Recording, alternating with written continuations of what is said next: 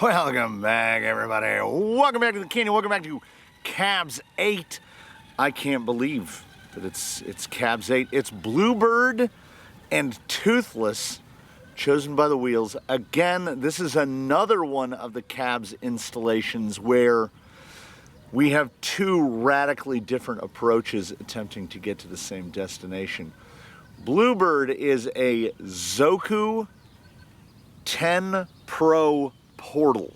There's a lot going on with Bluebird. He's fitted with J-Concepts hunks on 3D printed inserts of unknown lineage. They're dark blue, if that means anything. He's currently test platforming the, I think EcoPower calls it a mid-height 832 Servo Fusion Pro piped to a belt drive, 824 in the front axle, because when you take the 10 Pro gearbox and mate it with the optional, now unaffordable 10 Pro portals, you get a whopping amount of gear reduction, where even the 2300 kV of a Fusion Pro still slow. Toothless is a 10 Pro. I mean, Toothless is a 10.2. I'm sorry. Toothless is a 10.2, built originally from the 10.2 Builder's Kit, which was an absolute scamination of a kit from Axial / Horizon, because what they did is they took the very, very base model 10.2 and they took it apart, and they didn't give you any of the bits that would come with it as a kit. Like, imagine a kit, if you will, with 0 upgrade parts. None. Not a one. It was just a base model 10.2 with no wheels, tires, body, and you had to put it together yourself. The solid chunk of plastic that is the gearbox. Since that time, virtually every part has been replaced on Toothless, but Toothless retains that 10.2 lineage or heritage? Lineage, in that he is indeed a 10.2 with the geometry of a 10.2, the wheelbase of a 10.2, traditional 3-gear gearbox. Now, as we have an 824 in the front of Bluebird, in an attempt to get some wheel speed back, and he is still fitted with the factory 10 Pro gearbox. I'm going to mix up 2 and Pro frequently today. He no longer rests where 10 Pros typically rest, which is 0%, so no underdrive, overdrive at all, or switchable to 40. He now rests at 20%, 20% all the time, switchable to 60. So 60% overdrive, which is what he just did that coverage of the side hill in. 60% is 6/10 dig. Like, if you have a problem in any situation with rising the nose, you're probably not going to rise the nose when you throw it into 60% overdrive. And take into account, it is 60% overdrive, which is usable on a Zoku 10 Pro portal, because I want to say, I can't remember it 100%, but I want to say the gear reduction, the final gear reduction before I employed the belt drive, was around 85 or 86 to 1. So even a Fusion Pro on 3S 2300 kV, fairly slow. What you saw here, what you heard here, is a bunch of rambling, and what you saw here was 2 vehicles just take a side hill. 5.5. I think there's a secret hidden advantage to one of these guys, but it's going to take all 5 of the points to find out if what I have in my head matches what is here on the rocks.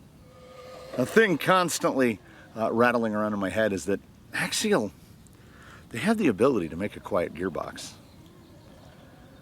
This is a very economical 3-gear, just a clone of an Axial box in there, and it's very quiet. fitted with my favorite brushed setup, 1080 G2, and a C.A.B.S Rocket V2 plus 540. Insert a bunch of words. It is the big block 540. It just pulls. It has the brushed feel. When people speak about brushed feel, it has that brushed feel. Where you know you have the power, but it is a fully manual application of that. No FOC, no electronic type gubbins. It is also Diamond Pros. Diamond Pros will do all of the, absolutely all of the things, absolutely. My favorite axle that there is a real difference in the feel of the gear reduction when swapping the controller from one of these to the other. Toothless is a maneuverable fellow. He is sprightly in a way that others that share similar lineage and or heritage perhaps do not. It's one of those things where parts in concert can be successful to degrees. And his parts in concert are successful to a higher degree. The 10 Pro box is never going to be a quiet one, and it's so much louder when you switch to the 60%. Hunk, get it? There it is. The Hunk is one of those tires. I have stated in the past that J-Concepts tires come in basically two flavors. You have the ones that are unstoppable. I'm staying right here. I want to see. There we go. You have the ones that work on everything. Tusks, megalithics, and ruptures. I put those three from the J-Concepts as these work anytime. And then you have the others. Hunks, holds, rock blocks, Scorpios. They will sing you a beautiful song on the right rig. But if you try to put them on one thing and then move them to another, you'll be like, why? These were good before and they're not good now. Luckily, something about the configuration, componentry, what have you, of the Zoku 10 Pro Portal, it loves some hunks. This is, mind you, that spin right there was on the 20%. On 60%, we would have hooked it like we were activating digs. See, we'll throw a front end up. See how high it can get its front end up? Pop it into 60. Boom! It will throw the nose at the ground because you are effectively, it looks like something inside the vehicle has broken. So we're just going to continue around this corner because I want to stay in tight on this corner. So we're going to stay in 60%. Is it close? Is it tight enough? No, we spun the ball a little bit. Didn't quite make the entry. Then we'll pop back to 20 for descending because that works better. And similarly and likewise, when we try to make our progress through 3, let me see if I can get. Let's see if these guys can both take it floor is lava. Nah. It's just so quiet. It's unbelievable how quiet Toothless will approach an obstacle. I can see the link. I need to get. Ooh, that was a little too gassy. He's a little more specific. Fossil coming in sub 465, and we got straight axles. So his entry line is far more important than others. You can get a little messier. Like, my guess is, all right, he got the straight from the ground approach, so we'll do the same here. 20%, I don't think we're gonna have to be as fine. I wanna catch edge right there, ooh. Punch it back, punch it back. Now, my question to myself is, do we just want to try to grab a little sidewall on the front, help us over? Or do we want to try the 60? Got a little wild. There, now we're in the 60. And it was the 60. I think that these two start on reasonably even footing if we were gonna speak in terms of penalty points. Toothless is everything on axle. He has his servo, battery, speed control. Everything is all mounted on a plate attached to below or above the servo.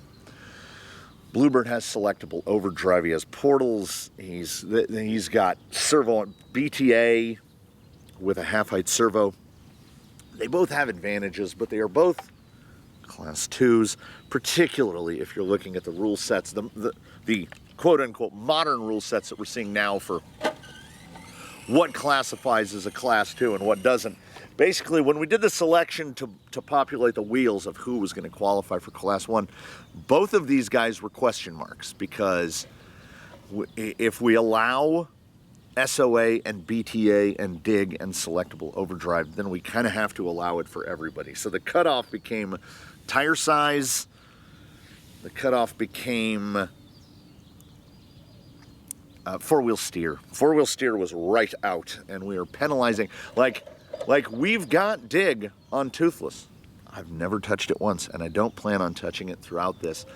We have used variable overdrive. So I would say that the point penalty is the same.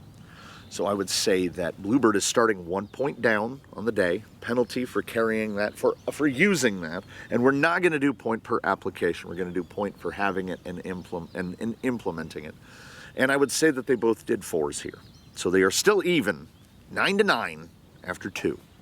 Where I think we will see differences in capability will be exhibited from here forward.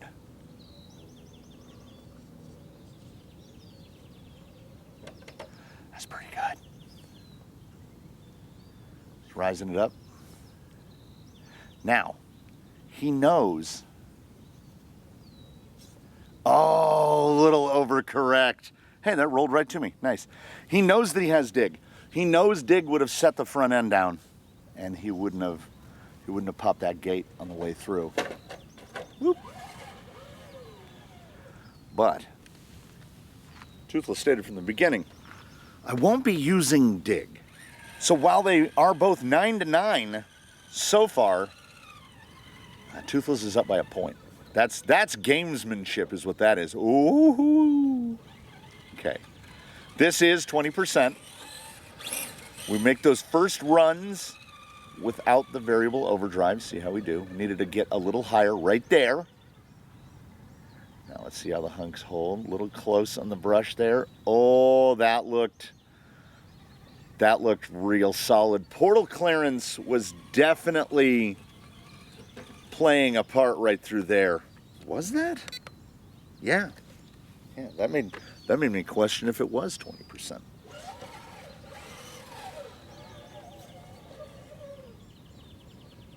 So we came in a little high. That's nice. That's really nice.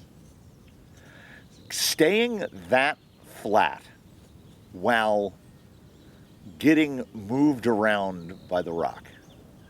Like right there. Not falling away. Oh.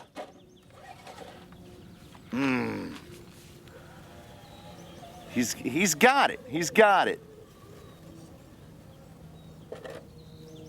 We get right there, and I need to be a little more. Will the decision not to employ dig come back and bite him? That was wait, right there. That was as good. That was as good. The sun has come out full blast for us.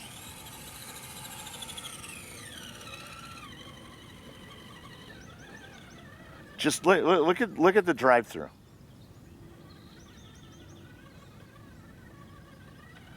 That's just better. That's better. Bluebird. Let's do a victory lap and see what you can do on it on 60%. Will 60% stop us?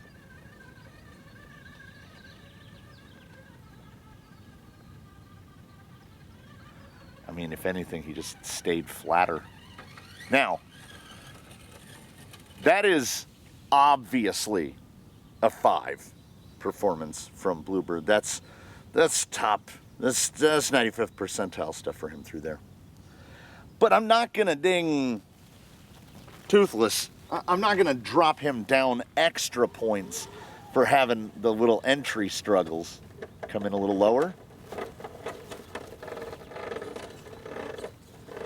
Some angry Lexan noises for your pleasure. He's so low. He just, his entry selection is not as wide, it's not as wide as what we can get from Bluebird. Yeah. His struggles are primarily on entry. Once we get to about midpoint, when we get right there, I mean, that's good. But he's got to take the point. He's got to take the point strike for those difficulties in entry. So that is 14-13. Bluebird would be ahead by a point, if not for the point penalty. So to keep the math clear in my head, we move on to the final two, 13-13. So I was anticipating some slight advantages CG-wise to Toothless, but Bluebird is doing it. It was one of those instances, truly, where the tire choice was kind of made for me. Tried him on the hunk, and it was so good. Right here, this is in 60, because what would happen right here, if we got any significant amount of bite from the rear, it would just flip him over. But because we are in 6/10 dig, he can pull across that reasonably effortlessly, and then we go back to 20 for the descent, because we'll descend better. And see, he does not want to nose over.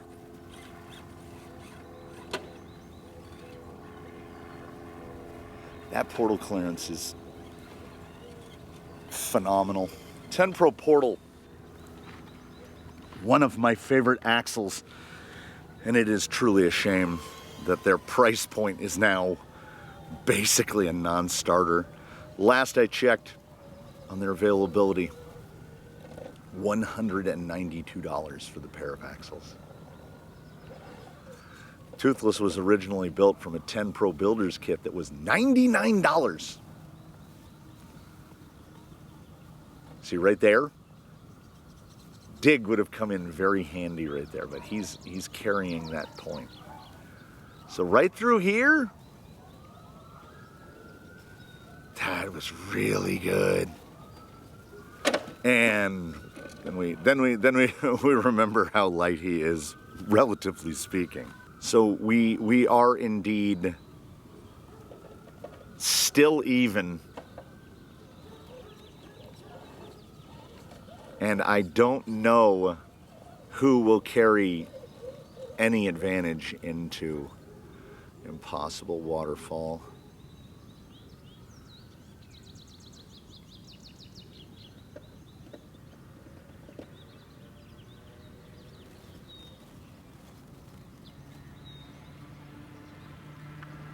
This is art of focus right here.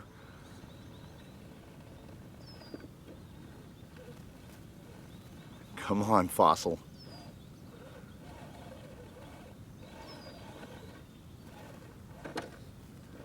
Oh, the catch.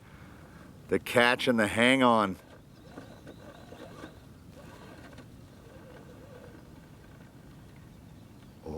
Oh, come on.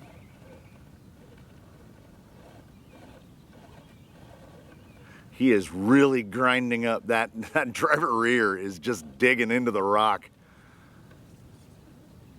Oh, he went for it. He went for it.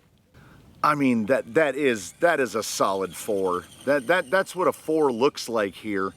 A 5 is you have to make that side.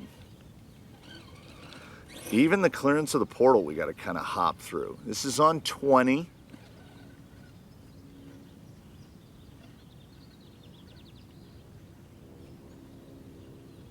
Oh, he's in a bad place, but we can go. There we go. We can go into 60, and we can see if we can maneuver the front end without the rear end flipping us over. Yeah, see, 60% right there. You're not maintaining that attitude without the ability to do that. Okay, all right, we'll give him one more shot at it on 20.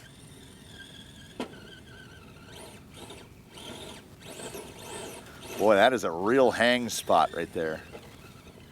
And it kind of blocks his desired entry line. Ooh, that's not a place you want to put your axle. Oh no, it got the fight back.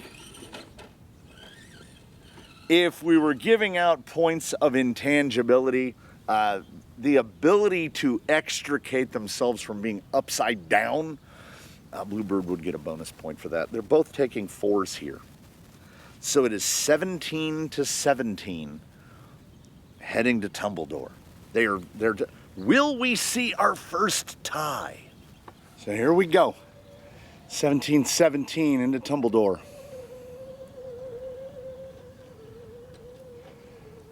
I feel like if there is a spot for Toothless to take this, it's here. And come on, Fossil, got to find the spot. There we go. The Fossil is not a tire of the absolute most forward drive, but they are super consistent. I would call them Duratrax's Canyon Trail, like just a real consistent traction profile. It's middle sliders all the way. Very nice up fence side there. We get these little catches and releases, which is just, it's lug shape, size, orientation. The problem is, the real problem, if we're gonna name it, is they work overly well enough. We could get perhaps, well, we would change the traction profile perhaps completely by swapping to a different tire, and he's been so consistent and predictable on that tire that I can't see myself changing them out. It's the same story for Bluebird. These are brothers from another mother in that they both selected tires, or tires selected them, that are choosy. And we get the kind of same little bit of fallaways.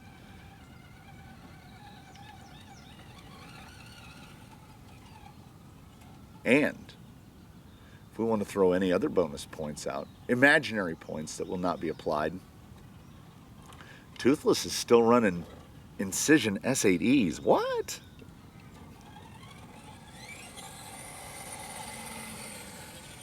I thought that I had replaced them all. Just drives in, drives up, and he will throw his nose into the air.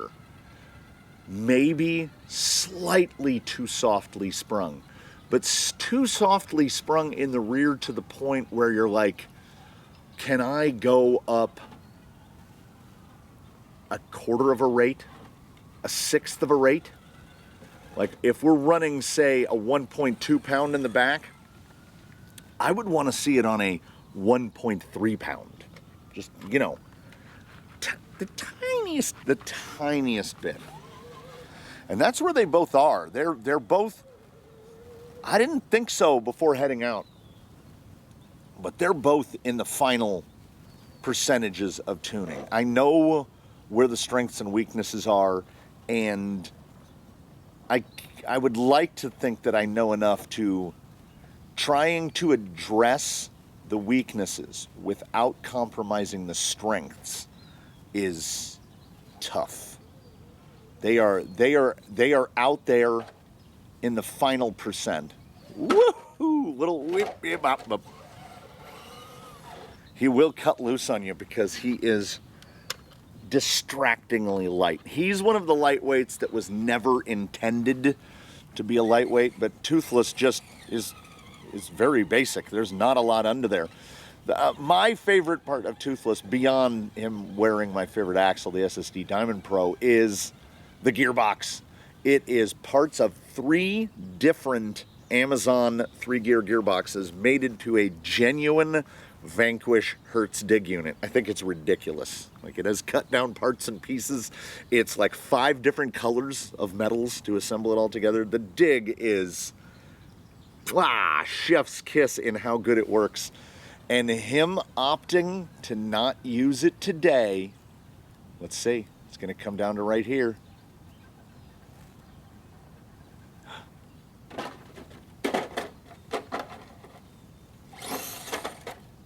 Could it be? Could it be? Could this truly come down to Toothless's choice to not use dig and carry that point? We are now in 60%.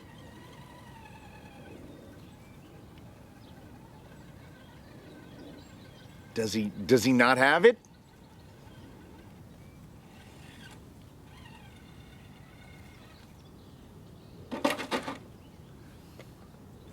Ladies and gentlemen,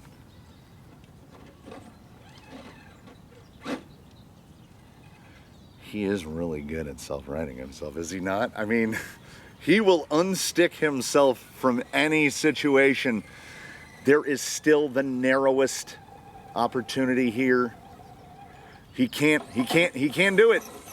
He cannot make the ascent up blindside in 60%. He's got to drop back to 20%. Coming up the blind side, much better there. 20% coming across. Want to catch a little bit of it right there. Ooh, we need a bit more bite. We need a bit more side lug bite. Right there. Okay, he doesn't have the, he can't just laser straight it. He's got to, he fell back a little farther than he would have liked. As a matter of fact, he might have fallen back all the way. But this was a make which ended very badly. So I have Toothless with a 1-point advantage right now. The penalty point may prove to be the decider here.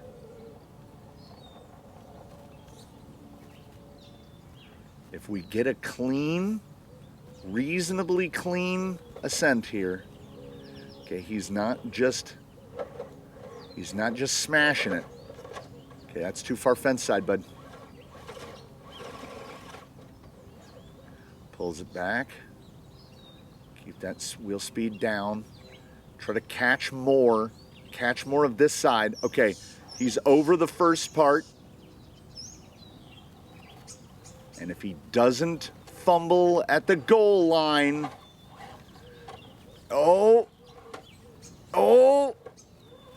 it's the same experience. Okay.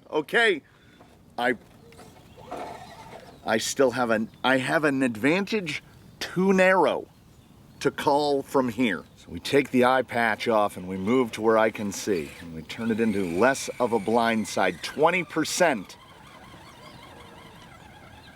Gotta find that spot. There it is. Cut back. Yeah, that stability is really kind of crazy. I would not have expected that three-wheel motion to have remained successful. Okay, we need more.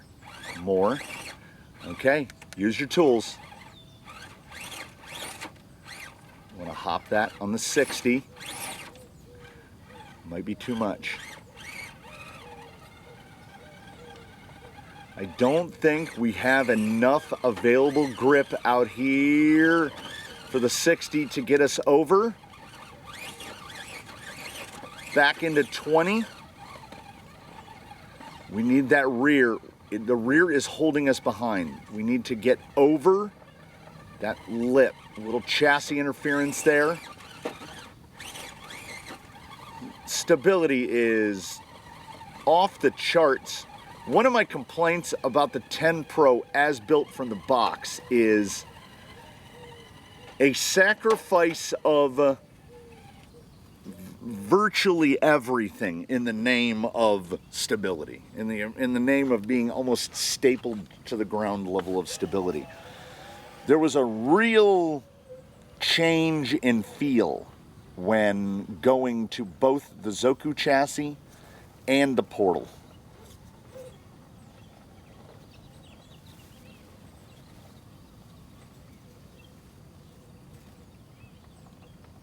Can he stay in it? Using a little bit more wheel speed. Gonna try the same tactic Bluebird did. Has he got it? Has he got it, or is the fence gonna get him?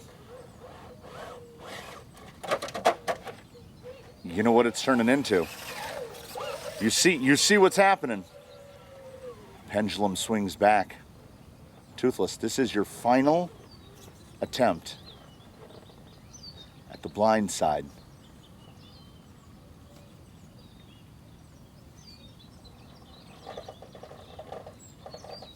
It's right there. It's right there. Don't get bullied. Get over the top. Get over the top. That's not a good place to put your front tire. That is a save. That is catch of the day.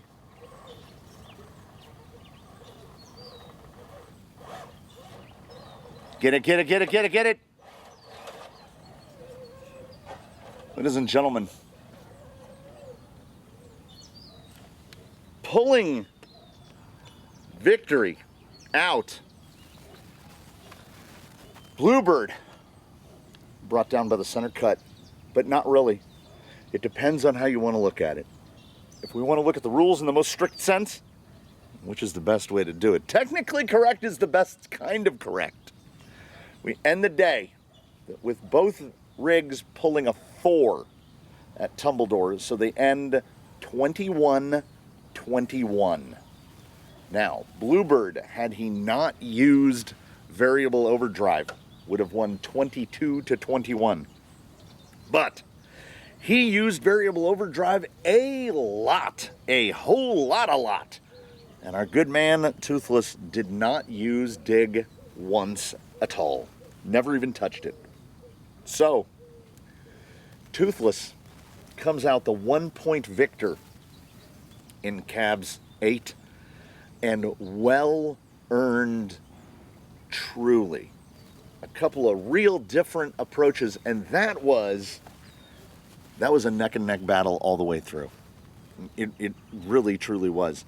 You could see, I hope, that increased level of stability that is inherent to that Zoku Pro Portal.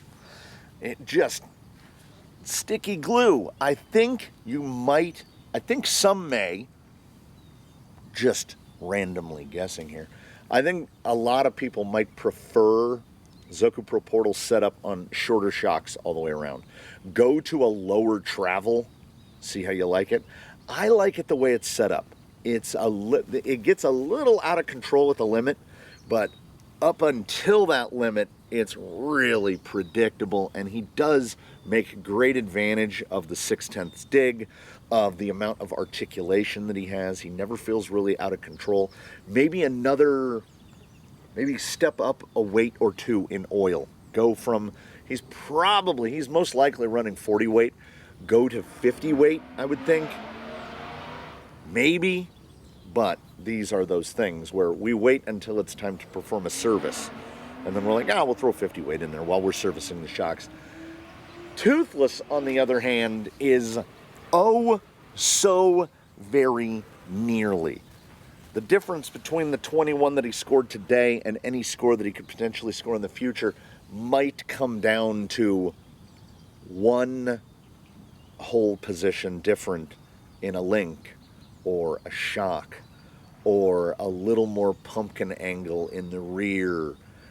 It could be any number of tiny things, which are the most difficult to isolate. So rather than that, these are another two guys that will get a dusting from the blowgun, and then they will go back into their garages. And the big OD here does work if you low throttle your way down, because again, it's 6/10 dig. It's going to keep you real flat to the exit. And as the scores are final, and did I say 22, 21? 22, 21, 21? I've already, anyway, we would be remiss if he didn't get to use, look at that rear end just pull down. A lot of those moments when he got really squirrely on descent, those moments would have been eliminated by a dig. Toothless, narrowly, by virtue of not using dig. Did he? I do apologize. 5, 4, 4, 5. So they were 13-13 with the deduction. So it was actually 14-13, and then it was 18-17, and then it was again. So 22-21 with the 1-point penalty. So it's a tie. It's a tie. Is it a tie, or do I give him the point? Did I give him the point in bonus for clearing that side? I think I have to. I think that's what it comes down to. If it wasn't stated clearly, it would have, and I know that it wasn't. I don't write anything down. This is a problem. Sometimes it's a problem. It would have been 22-22, but Bluebird used his variable overdrive, so it's 22-21. That's what we have to go with, because Bluebird failed on the center cut. Yes, I lost track of the numbers for a minute. Hopefully you didn't, and were yelling at the screen a little bit because I can't get my numbers straight. Toothless wins C.A.B.S 8, 22-21 by virtue of a 1-point penalty.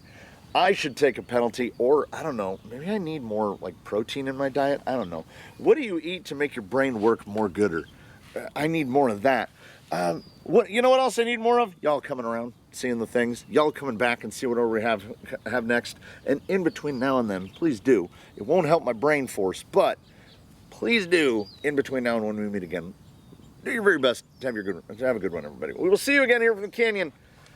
And maybe, just maybe, I need like a little note card or something to write the numbers down on, because I've already forgotten what they're 22-21 is how we end C.A.B.S 8. Thanks for watching.